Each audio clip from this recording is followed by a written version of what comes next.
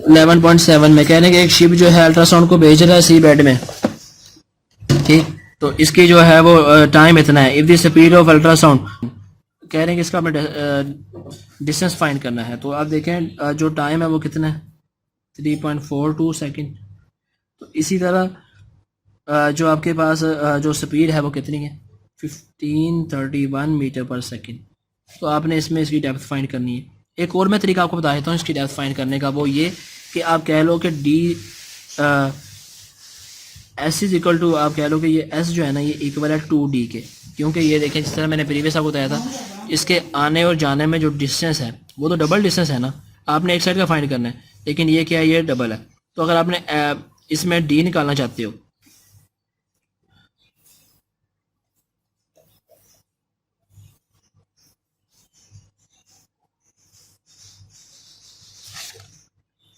जी बिल्कुल सही था जो हमने लिखा था कि आप ये डी निकालना चाह रहे हैं, तो इसके आने और जाने में जो आप कह रहे हैं कि एक साइड का डी ये दूसरी साइड का ये, आपने तो बेसिकली एक डी फाइंड करना है ना। इसका सेपरेशन है वो किसके इक्वल आ गया, S is equal to 2D के इक्वल आ गया। तो आप इस तरह भी इसे कर सकते हैं कि आपके पास फार्मूला है S is equal to V multiply T. आप एस की जगह लिख लें 2D is equal to V multiply T. अब आपने डी निकालना है तो वी की वैल्यू पुट करें, वी कितना है 1531 मल्टीप्लाई टाइम कितना है 3.42 डिवाइडेड बाई 2 करेंगे तो आपके पास जो आंसर है वो मैं कैलकुलेट कर रहा निकल आएगा 2618 मीटर। तो ये आपके पास इसकी डेप्थ आ गई। बिल्कुल इजी मेथड है, आप दो तरह से इसे कर सकते हैं, जौन सा वे आपको अच्छा लगे उस तरीके से आप कर सकते हैं इसे। जी स्टूडेंट, सेकंड लास्ट न्यूमेरिकल इस चैप्टर का आपका 11.8 न्यूमेरिकल आपका।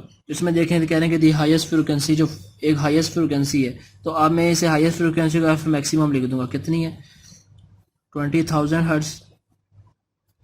इसी तरह कह रहे हैं कि what is the wavelength of sound और फ्रीक्वेंसी, टेम्परेचर ये दे रहे हैं, कोई आपने इस टेम्परेचर को नहीं देखना। What is the wavelength of lowest, आपने एक हाईएस्ट फ्रीक्वेंसी, एक हाईएस्ट वेवलेंथ फाइंड करनी है, एक लोवेस्ट वेवलेंथ फाइंड करनी है। फ्रीक्वेंसी आपको दो तरह की दे रहे हैं, एक हाईएस्ट दे रहे हैं, एक लोवेस्ट दे रहे हैं। फ्रीक्वेंसी मैक्सिमम और फ्रीक्वेंसी मिनिमम। मिनिमम कितनी दे रहे हैं 20 हर्ट्ज दे रहे हैं। तो इस तरह आप कह रहे हैं कि जो स्पीड है वो कितनी है, वो है 343 मीटर पर सेकंड। तो आपने इसमें क्या दो चीज़ें फाइंड करनी है, वेवलेंथ मैक्सिमम फाइंड करनी है और वेवलेंथ मिनिमम फाइंड करनी है। तो एक चीज़ मैं आपको पहले बताता चलो, वो ये कि आपने इस चीज़ को जहन में रखना है कि v is equal to F lambda होता है। अगर आप इसमें फ्रिक्वेंसी निकालना चाहते हैं तो वो वी ओवर लेमडा के इक्वल होगा। तो वी ओवर लेमडा से मुराद ये कि जो फ्रिक्वेंसी जो होती है ना, ये इन्वर्सली प्रोपोर्शनल वेवलेंथ की होती है। जब फ्रिक्वेंसी होगी मैक्सिमम, फ्रिक्वेंसी मैक्सिमम होगी तो ऑब्वियसली जो वेवलेंथ होगी वो मिनिमम होगी, इन्वर्सली प्रोपोर्शनल। अगर फ्रिक्वेंसी इंक्रीज करते रहेंगे तो वेवलेंथ डिक्रीज होती रहेगी। इस चीज़ को आप जहन में रखेंगे। तो ये देखें कि आपके पास फ्रिक्वेंसी मैक्सिमम तो वेवलेंथ मिनिमम होगी। तो हमने ये चीज़ बस फाइंड करनी, जब फ्रिक्वेंसी मिनिमम होगी ना तो वेवलेंथ जो है वो मैक्सिमम हो जाएगी। तो अब ये देखें इसमें हमने ये चीज़ें फाइंड करनी है। आपको पता है V is equal to F lambda. अगर आपने लेमडा निकालना है तो वो किसके इक्वल आ गया, वी ओवर एफ के इक्वल आ गया। आप इधर कह रहे हैं कि 4 मैक्सिमम, अगर आपने मैक्सिमम वेवलेंथ निकालनी है उसके लिए क्या करेंगे 4, मिनिमम वेवलेंथ निकालनी है तो उसके लिए क्या करेंगे। तो देखें जब वेवलेंथ मैक्सिमम होगी तो वी ओवर जो फ्रिक्वेंसी होगी वो मिनिमम होगी। इसी तरह जब वेवलेंथ मिनिमम होगी तो फ्रिक्वेंसी इसमें मैक्सिमम होगी। ये बस इसमें आपने फाइंड करना और कोई भी चीज़ रॉकेट साइंस नहीं है इसके अंदर। तो वी कितना आपके पास, वी देखें 343 है। मिनिमम कितनी है ये 20 हर्ट्ज।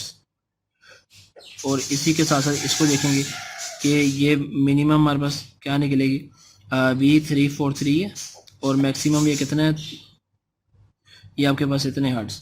तो आप ये देख सकते हैं कि हमारे पास मिनिमम और मैक्सिमम क्या निकलेगी। अब आप ये देखें कि जब मैक्सिमम हम निकालेंगे तो इसे डिवाइड करें 17.2 मीटर आ गया। इसी तरह जब इसे डिवाइड करेंगे तो 1.7 -2 मीटर आ गया। ये हमारे पास मिनिमम वेवलेंथ है। तो ये हमारा ये न्यूमेरिकल था। अब इसी के साथ हमारा जो लास्ट न्यूमेरिकल है उसे भी हम देख लेते हैं। 11.9 न्यूमेरिकल, इसमें देखें ये इजी भी है और इम्पोर्टेंट भी है। क्या कह रहे हैं इसमें, साउंड वेव फ्रिक्वेंसी कितनी है 2 किलो हर्ट्ज वेवलेंथ इतनी है, कह रहे हैं कि कितना टाइम लगेगा इसे 1.5 किलोमीटर का डिस्टेंस कवर करने में। तो ये आप लोगों ने इसकी स्टेटमेंट देखनी है, उसी स्टेटमेंट के अकॉर्डिंग इसे हमने करना है आगे। तो ये मैं इसका डाटा लिखता हूँ कि फ्रिक्वेंसी कितनी है 2 के हर्ट्ज, मतलब ये कि 2 किलो 10⁻³ हर्ट्ज, और इसी तरह जो इसकी वेवलेंथ है वो 35 सेंटीमीटर है। ठीक है, आपको नज़र आ रही होगी 35 सेंटीमीटर। तो सेंटीमीटर को मीटर में करेंगे तो 3.5 मीटर आ गया। इसी तरह आगे देखें, कह रहे हैं कि टाइम कितना लगेगा जबकि जो डिस्टेंस है सेपरेशन कितना है 1.5 किलोमीटर। आप इसे 1500 कह सकते हैं, या किलो की पावर 10⁻³ होती है तो वो भी आप लिख सकते हैं, कोई इसमें इशू नहीं है। मैंने ये लिख दिया है। 1.5 को आप ऐसे भी कर सकते थे, 1.5 10⁻³ उसको मल्टीप्लाई करने 1500 आता है। तो ये आपके पास आ गया। तो अब आपने इसमें टाइम फाइंड करना है। तो टाइम फाइंड करने के लिए सॉल्यूशन आप कह लेंगे टाइम का फार्मूला क्या है। जो आप आपके पास दो तरह के फार्मूले होंगे। एक होता है कि